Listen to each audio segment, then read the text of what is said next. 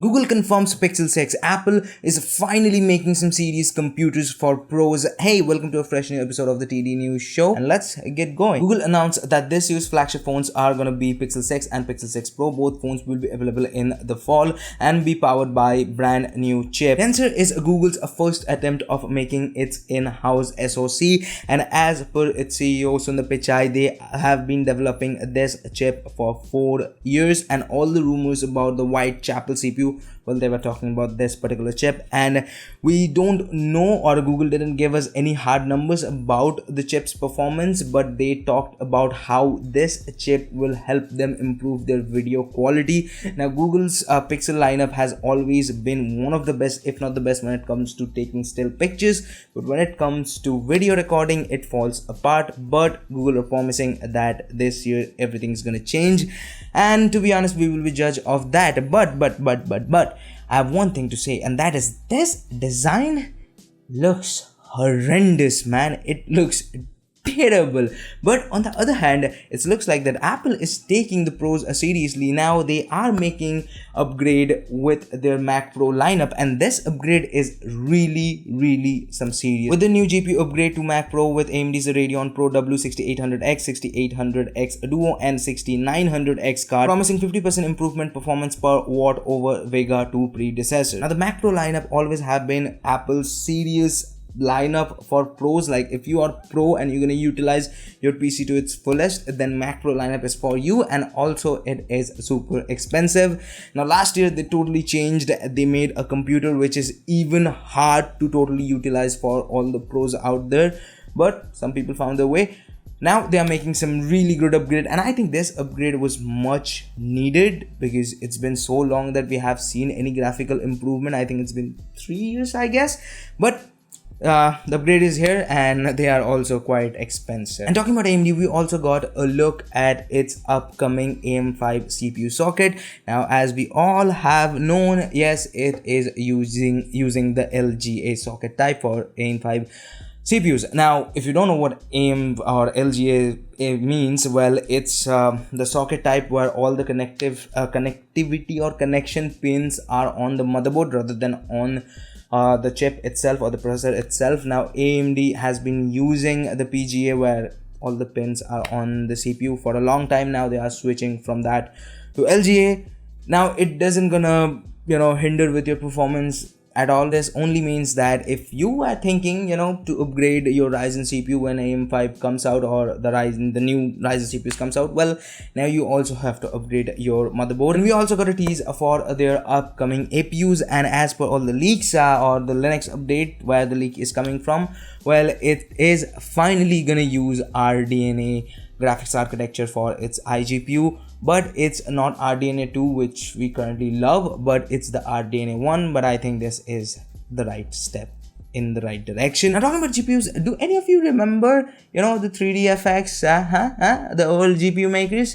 Well, who am I kidding? I was just few months old when Nvidia acquired 3DFX. Now it looks like some company based on investment firm based on San Francisco named Jensen Products acquired all the assets for 3DFX, and now they started tweeting that they are launching or announcing something tomorrow, and they are gonna revive the brand and all that stuff. And if you look at the 3DFX Twitter page closely, well, it looks to me a big freaking joke, but I would love to proven wrong.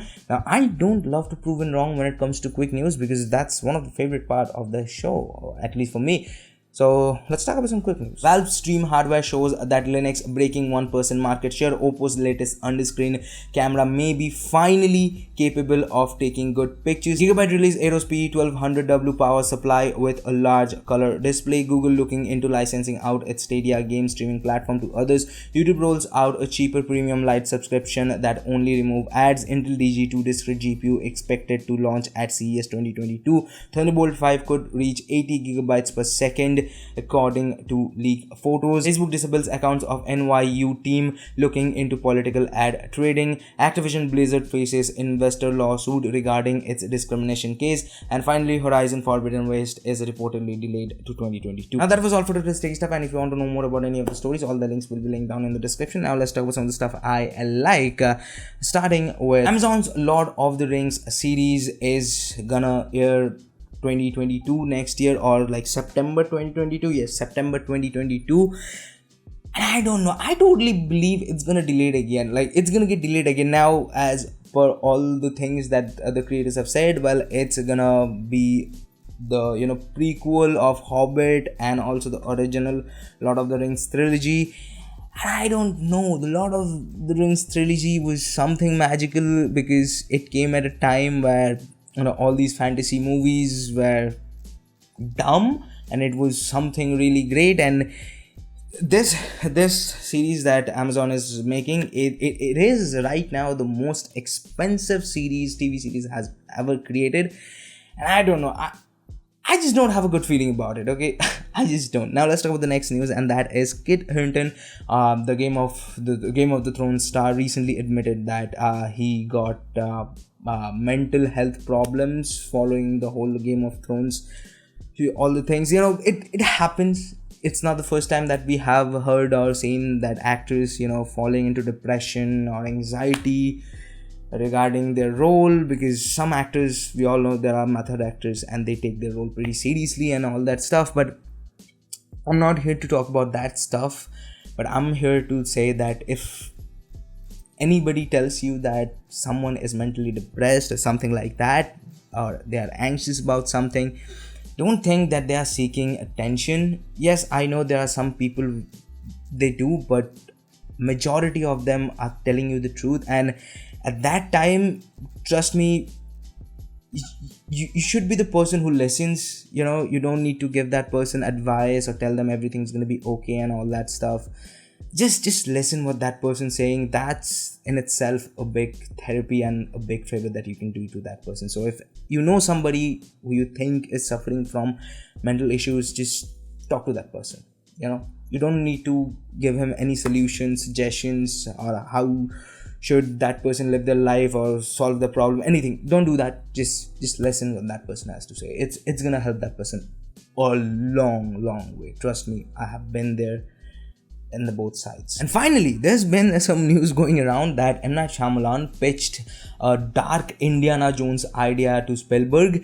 Now, thank God Spielberg didn't took that idea. And the time that Shyamalan pitched that idea, Shyamalan was like on his glory days. And like, I have no grudge against Shyamalan, but here's the thing. He is one of those filmmakers who is like still going on thanks to his lasting legacy. Now, I know some of his films are really good, but Shyamalan is just not my cup of tea, okay? Yes, I've watched some of its good work and I like them, but again, it's just not for me. I know there are a lot of hardcore Shyamalan fans, but I don't know. It's just not for me. Like, this episode is not for you anymore. Yes, this episode is not for you because this episode is ending. Yes, this is the end of this video. So if you liked it, hit the like button. If you don't, leave it a dislike. I don't know why I pointed there because that's coming later. So if you want to watch more videos from us, check out this video right here. And if you want to subscribe, which I appreciate if you do that, well, do it by here. And there's our I'll see you guys in the next one. Peace.